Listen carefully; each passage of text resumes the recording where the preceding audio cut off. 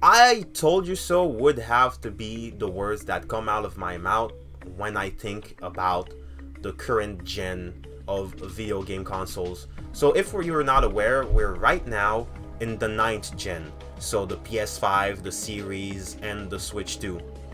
The problem with that gen is that even the normie has noticed that this gen is not really interesting. Not just in terms of propaganda and lack of quality in the video games, but also because a lot of the games you have, you don't really own them. A lot of the games are always online, nothing is really on the disc, and you don't really have property of what you bought.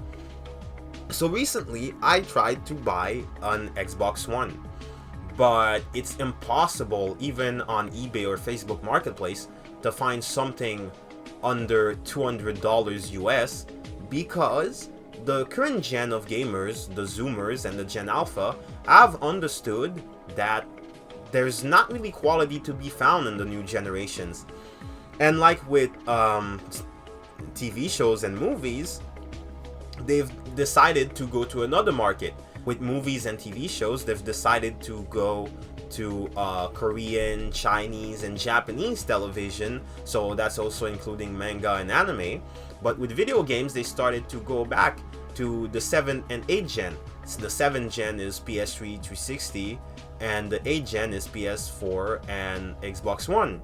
And now, because of that, people have artificially, it's the offer and the demand, and I don't like to put labels on myself, but let's say I'm a capitalist. I like capitalism. It's the only system that we've had in humanity that doesn't require slavery or a high level of governmental oversight. And offer and demand dictates that now if you want to buy a 360, you can't find one under $120, and you cannot find a PS4 or an Xbox One under $250, and that's US. And that's what I was saying. I've been saying it since the 7th gen, that a lot of these modern games are just not good, and the previous gen is better, and that trend follows. The 7th gen is not as good as the 6th, and the 8th is not as good as the 7th, and the 8th is the 9th is not as good as the 8th. So now people are going back to those gens, but I have to be honest, I think that even those gens are not as good, but that's content for another video.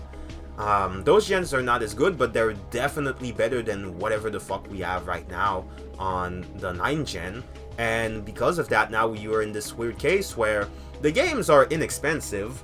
You can find pretty good games for $20 or less on the 8th or the 7th gen, but it's buying the consoles because now everybody wants one. The same way everybody wanted a PS1 or Super Nintendo, but back then it was because, oh, it's so cool and retro. You have your stupid hipster YouTubers making videos inflating the prices because people have a rise of interest. And now it's for different reasons. Now it's because people understand that there's a lack of value in the new consoles. But again, I told you so. It's just that normies always understand the same thing that the rest of us do, but they always understand too late. They got distracted by good graphics and mid game design, and didn't have the heart to go back to the 5th or the 6th gen because of more graphics. But the game design is a thing, quality of gameplay is a thing, and they didn't understand that. And it's now that with the 9th gen we're deep into the gutter that they realize that, okay, yeah, video games were better back then, but they're still not willing to make the step of no, they were even better back before. And what I'm afraid of is that people are just not looking over the hill. I've had someone tell me that games were better back then in the 360 era, but we always had slow walking segments and cinematic moments. And that's why I was trying to tell him that no, that's a thing that started with the 7th gen. There was an era where that kind of thing did not exist, but people do not understand that. I often got accused of, oh, it's just nostalgia, it's just because you were born with that. But a lot of my favorite games I didn't play when I was a kid because either of money or I can't play everything. And I played Resident Evil 2 when I was in college, and I still affirm that it's a much better game than most games that come out today. But I made the effort of playing something older, going back to something older. And I thought that tank controls were awkward at first, but I made the effort, and I've had fun ever since then. And I replayed that game many times over. But a lot of the Gen Alpha and Zoomers are not willing to go over that step because of the graphics, or because they've been adapted to instant gratification, because they're not used to figuring things out by themselves. A lot of Zoomers can't even run an emulator, and it never has been easier, and that's the thing. Now people have this mentality that, oh well, the good gen was the 7th and the 8th gen, things were better back then. But you don't understand that even back then, the 7th generation is technically HD, and it's in the HD era that a lot of your problems have begun. And I don't want to make a political video, but just like how you claim that you want to go back to tradition, the tradition that you think you had was itself not tradition, but already you were halfway down the pipeline. So whatever we had in terms of culture in the 90s was already affected by, let's say, wokeism and modernity. And you'd have to go as far back as the 40s or even the 1800s to have true traditionalism.